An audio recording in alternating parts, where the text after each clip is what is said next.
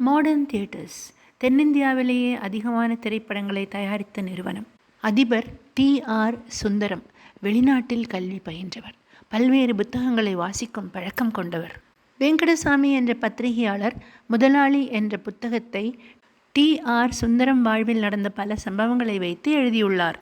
இந்த மாடர்ன் தியேட்டர்ஸின் தயாரிப்பான அலிபாபாவும் 40 திருடர்களும் படத்தில் ஒரு பாடல் காட்சியும் ஒரு சண்டை காட்சியும் படமாக்கினால் படத்தின் மொத்த படப்பிடிப்பும் நிறைவடைந்துவிடும் சூழல் இருந்தது. ஆனால் கதாநாயகன் எம்ஜிஆர் வரவில்லை.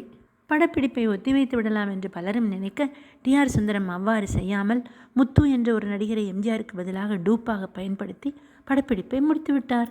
சில நாட்கள் கழித்து எம்ஜிஆர் சுந்தரத்தை பார்க்க வந்துவிட்டு சில பல காரணங்களால் தன்னால் படப்பிடிப்புக்கு வர முடியவில்லை என்று சொல்லி படத்தை ஒருமுறை பார்க்க வேண்டும் என்று பார்த்துவிட்டு, கண்டுபிடிக்க முடியாத அளவிற்கு நானே நடித்தது போல படமாக்கி இருக்கிறீர்களே என்று மிக மிக ஆச்சரியப்பட்டிருக்கிறார் எம்ஜிஆர்.